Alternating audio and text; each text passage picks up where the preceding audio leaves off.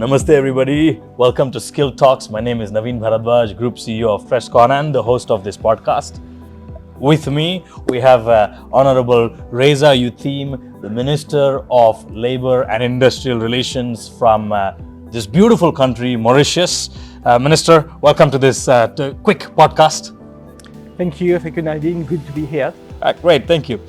You've come to Bengaluru for the inaugural Bengaluru Skill Summit. So we're going to talk from the city. Have you been here before? It's my first trip to Bengaluru. I've been to India almost every year for the past 20 years, but the first time I have the privilege of coming to your beautiful city. Fantastic. What's your take? Minus the traffic, what's your take on what you've seen here? Well, the traffic is bad everywhere during peak hours. Exactly. But I think what I really appreciate is the warmth of the people. Very good people, very warm welcome that I've received so far. Hospitality is something that not just the city but the state of Karnataka is known for, and I think the country India is also known for. Here at the Bengaluru Skill Summit, you've delivered some really good talks. We will be talking about that in a little while from now, but about the summit, the type of people you've met with, the conversations, the meetings, etc. What are some of those things that caught your attention?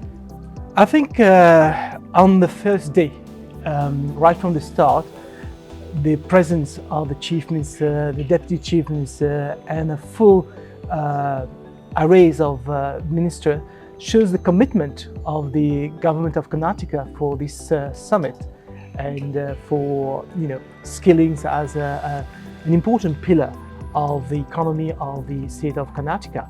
So I think that was what really impressed me. How committed the government of Karnataka is behind this summit. Then on the second day we had this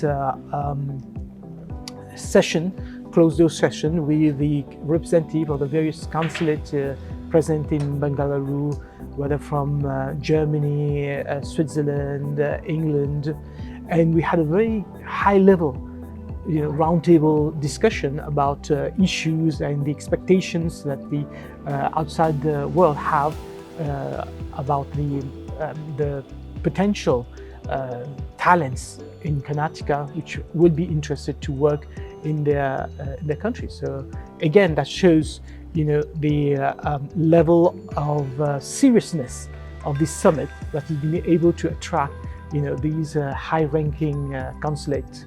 Yeah, great. As our Honorable Chief Minister, the Deputy Chief Minister, and the array of ministers have all reiterated, Karnataka aims to be the skill capital of not just India but the world, and it's on course to become a $1 trillion economy by 2032. That's the goal that the government has set, not just for itself but for all of us people of Karnataka. We already export a lot of IT, but of course now we've also been exporting a lot of skilled labor, white collar, blue collar, green collar, gig workers. You see us everywhere. Speaking on that, Mauritius, of course, there are lots and lots of Indian origin people as well as Indians there. What's the current labor situation, migration situation, and the type of opportunities people can look forward to in Mauritius, Minister? Yes, unlike India and Karnataka, Mauritius is suffering from an aging population.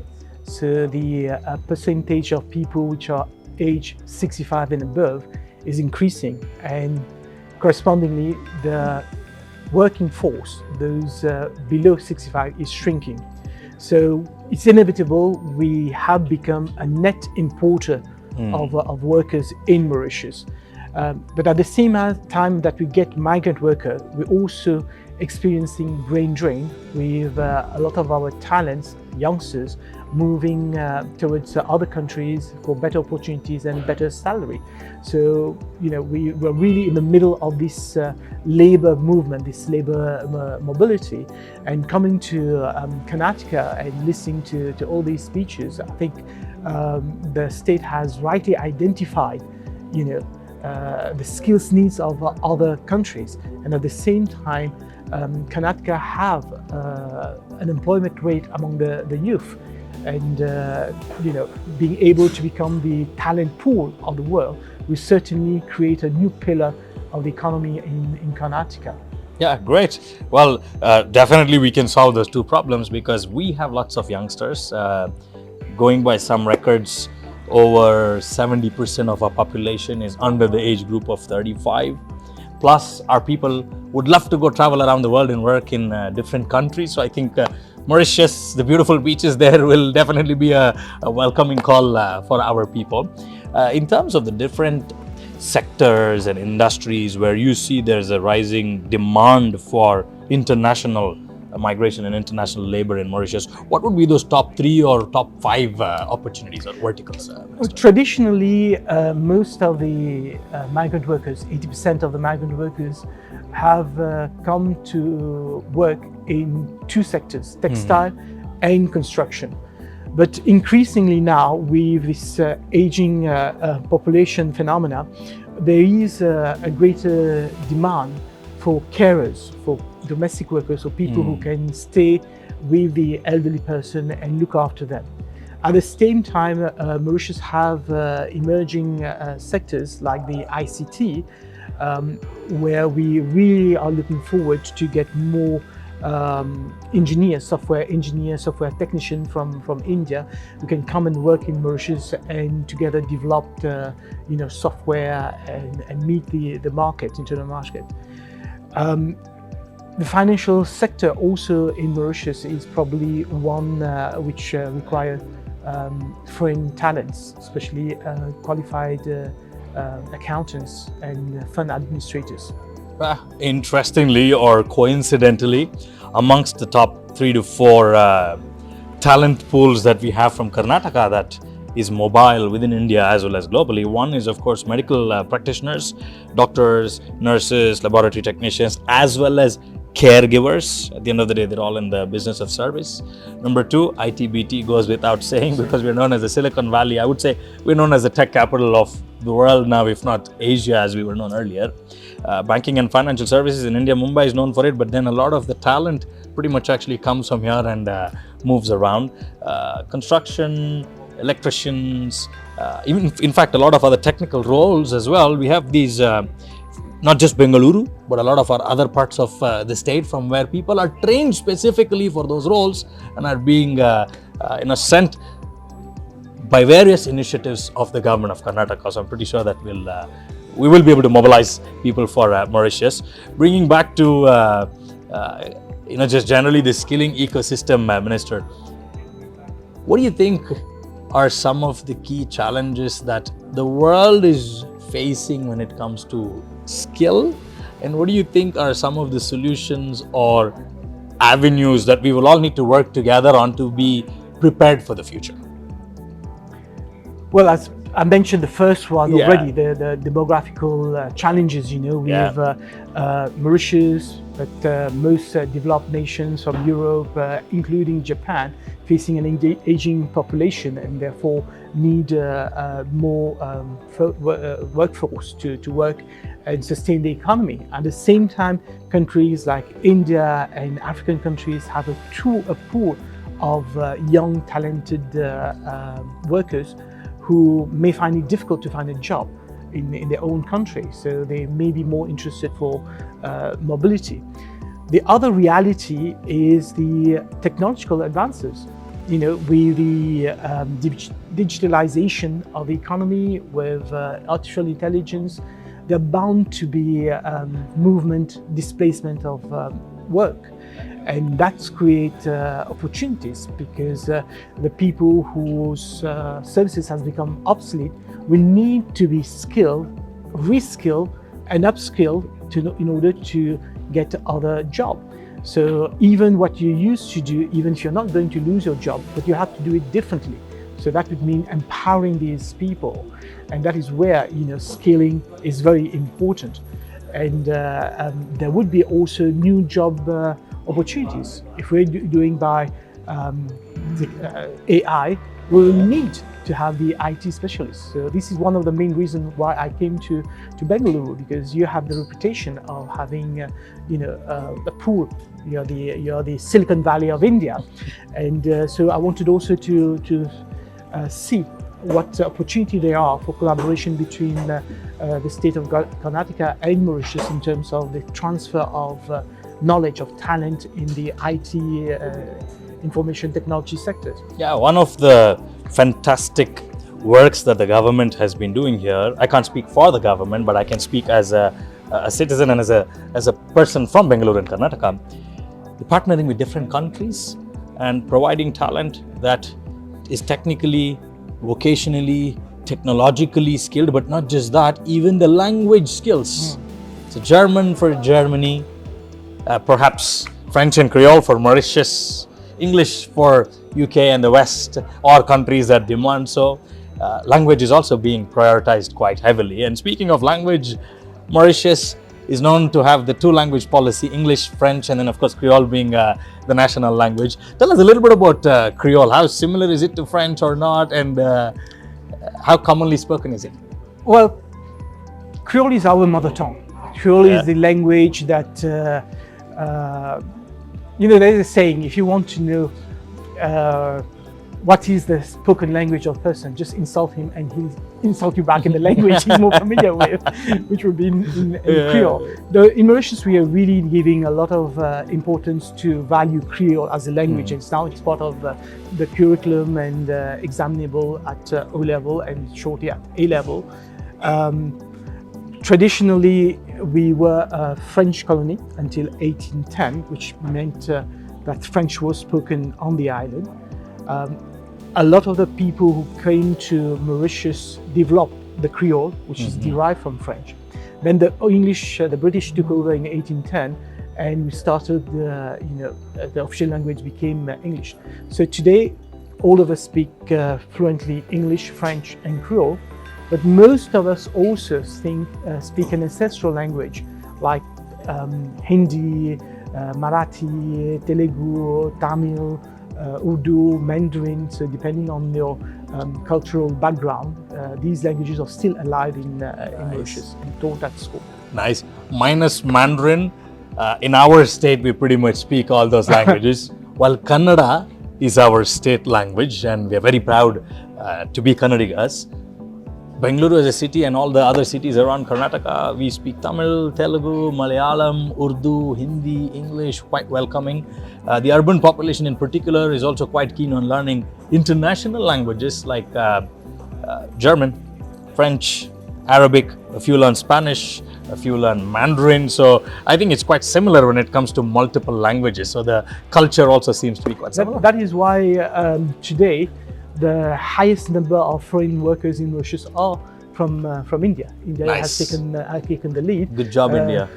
I mean, even if someone is not fluent in English, they will get by. If they know some Hindi, Bhojpuri, they will very easily, mingle. And in Mauritius, 68% of the population are of Indian origin.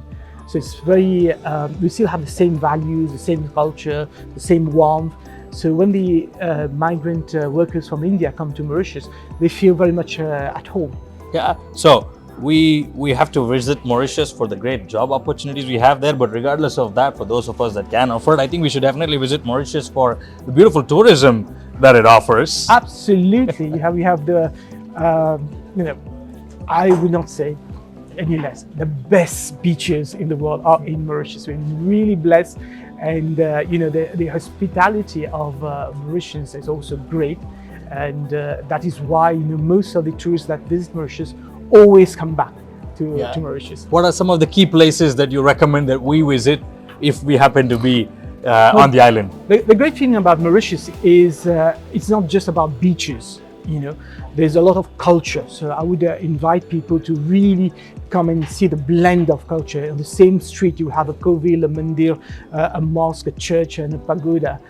So it's important to come, not stay just in the hotel, but mingle with the crowd. There's also a lot of ecotourism going on in Mauritius. So if you're a bit more adventurous and you want to do zip lining and bungee jumping and stuff, this is also catered for. And of course, all things marine like deep sea diving, scuba, snorkels, it goes without saying. We have a wonderful island big sea fishing, gaming fishing, marlins.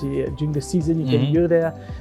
Sometimes you can go and watch dolphins and whales, although you're not allowed to swim with them, and you have to, to keep a distance to really respect the nature. But these are things that are, a lot of tourists like to come and see those spots as well. Fantastic. Karnataka has a lot of forest and national reserves. We have a thriving ecosystem of forest animals, flora, fauna, as well as, of course, sea, rivers, aquaculture is quite huge, and the respect that you accord to nature, we can quite well relate to it and resonate as well. But going by everything you said, I'm excited to be there in Mauritius soon, and I'm pretty sure that whoever is watching this podcast will also be excited. Just a couple more things, Minister Uteem. You are a lawyer. You've been a member of the parliament for 4 consecutive years, and you've now terms, right? And now you are a minister. If not for any of those things, where would you have been? What would have been the other jobs that you think you would have been happy with? I used to work for an American law firm, and I was based in Hong Kong, Singapore, and Japan. And then I came back to Mauritius and set up my own law firm, doing a lot of structured financing and investment into India, the offshore sector. That's why I used to come to India every year. A few years ago, I went back to Hong Kong, and I met some of my colleagues, and they said to me, you were wrong to go back to Mauritius, because had you stayed in your law firm, by now you'd have been an equity partner of the firm. And I looked at him, I smiled, and I said to him, the difference between you and I is that in Hong Kong you earn, in Mauritius we live. I think that is the beauty of Mauritius. You're able to have a decent living, but at the same time, the environment, you're talking about the ecosystem that we have there, small island, we're blessed, we have nice resorts, but also being a volcanic origin, you also have, high mountains as well. And the family, the values, the culture. Our ancestors came from different countries, India, China, Europe, Africa, and they brought all their culture, and all their culture is still alive. So it's really a blend. So the food is excellent. When I come here, your food is so spicy. Yeah. But in Mauritius, sorry about that. It's okay. So it's different. But in Mauritius, the Indian food would be diluted, to suit the taste of other people. Similarly, the Chinese food that you eat in Mauritius is a blended product. And so you can see all this culture having mixed together and really form a very nice, very nice blend of, in terms of food, in terms of clothing, in terms of language. Fantastic. So we have Indo-Italian, Indo-Chinese here. So you have the Mauritius Indian, the Mauritius Chinese, and the Mauritius Western food flavors. Absolutely. Fantastic. Last thing, I'm going to get you to say something in Kannada. That's our language. But I'll not put you in a spot. I will help you. It's just going to be one word, because that word, the whole summit, the gathering, and this meeting is centered around that one word. It's called Kaushalya. Kaushalya. Easy. Kaushalya is skills. And Kaushalya Abhivriddhi, as we call it, is skill development, skill empowerment. So here the department is Kaushalya Abhivriddhi Udyamashilate Jivanopaya, which stands for skill development, entrepreneurship, and livelihood, because all of that is centered around people and government making policies, government coming up with initiatives, programs, partnerships, investments, and all that effort centered around people. And the Bengaluru Skill Summit that just got launched over the last 3 days, which will become an annual affair, will continue building on the talent that we have here, the potential that we have here, and put Karnataka on course to becoming that $1 trillion skill capital of the world by 2032. And we look forward to our partnership with the beautiful country of Mauritius, and we look forward to hosting you in the upcoming editions as well. Well, it's been a great pleasure to be here at the summit. I thank the government of Karnataka for inviting me. I have to congratulate the organizers. I mean, I've been to many summits, and I think people don't realize the amount of effort that is put behind a successful summit like this, which have attracted thousands of participants over 3 days. That is a big challenge, being able to, cope with all these people, and the crowd is fantastic. They are eager to learn, and there's always interactive sessions, question and answers. I think it's been a wonderful experience coming to this summit. Glad to hear that, and thank you very much for your support, Minister Uteem. Thank you.